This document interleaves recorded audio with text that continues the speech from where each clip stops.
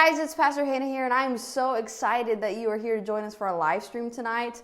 For those of you who swung by my house the other day, well, I guess that was yesterday, for the parade to tell me happy birthday, thank you. It was so good to see your faces.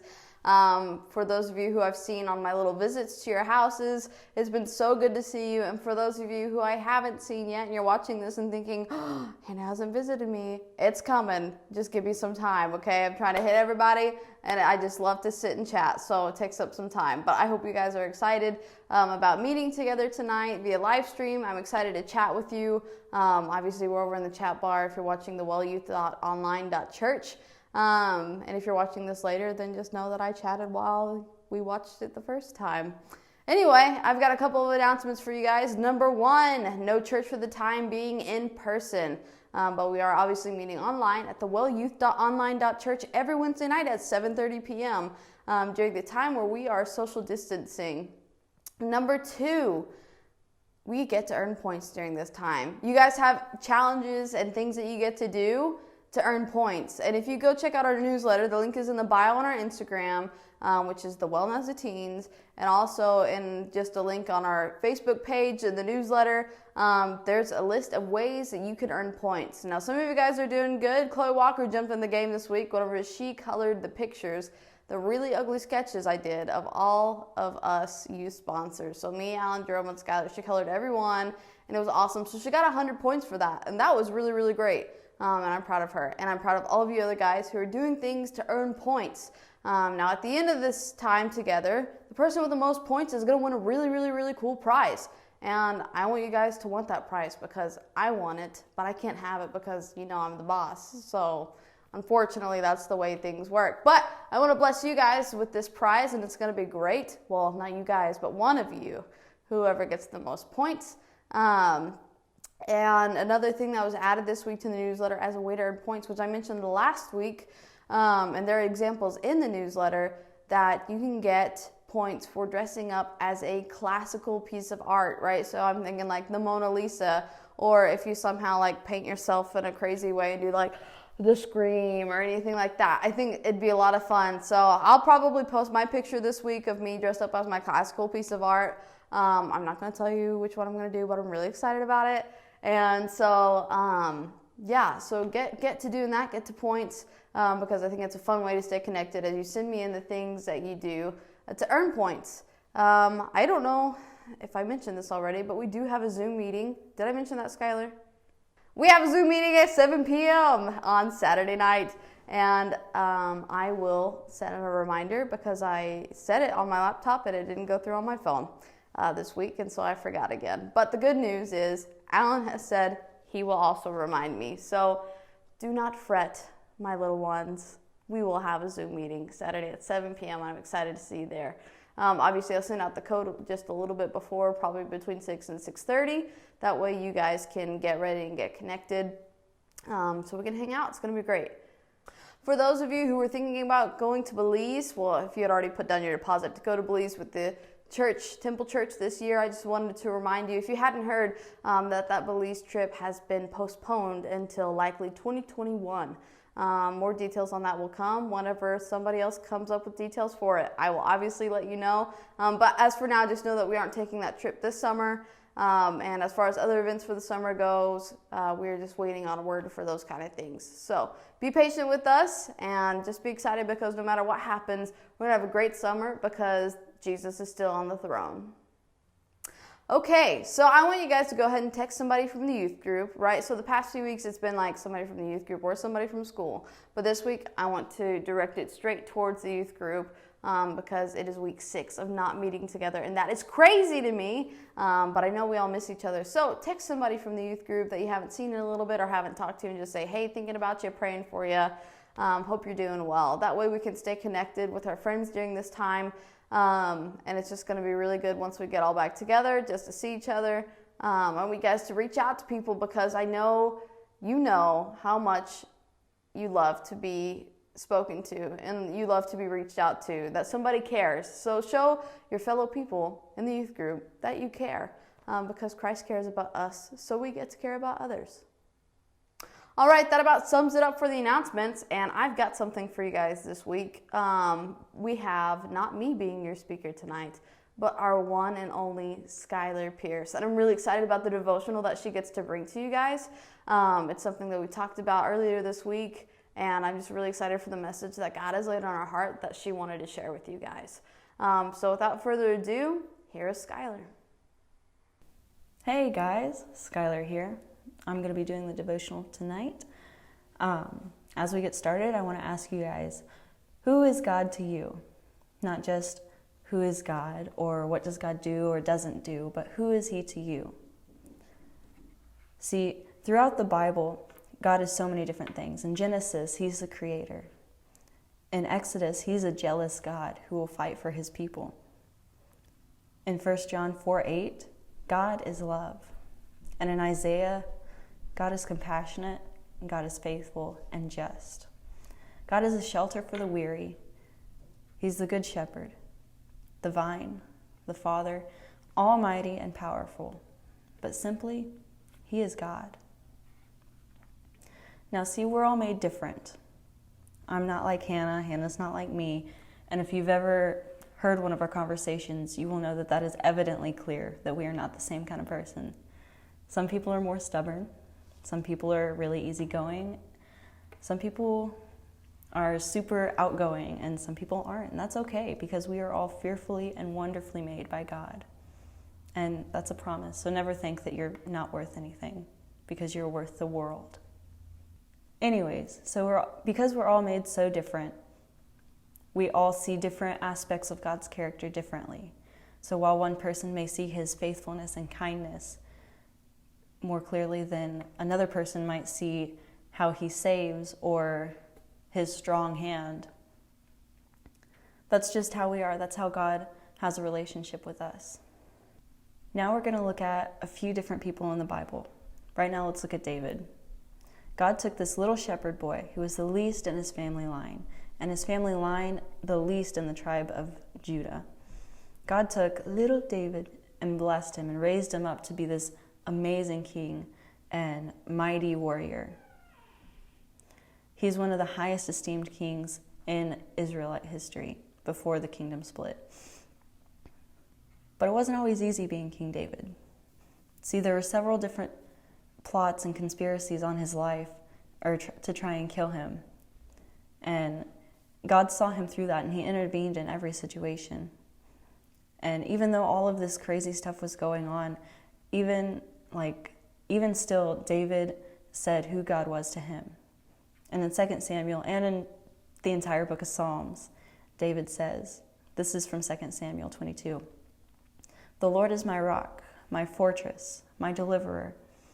My God is my rock in whom I take refuge, my shield and the horn of my salvation. He is my stronghold, my refuge, and my Savior. From violent people you save me." So it's clear that God blessed David, and David was faithful to Him. But what if you felt like God wasn't faithful to you and God didn't bless you? What if God was the one that took everything away from you? And to Job, that's who God was. Job was a faithful servant to God, and God had blessed him abundantly.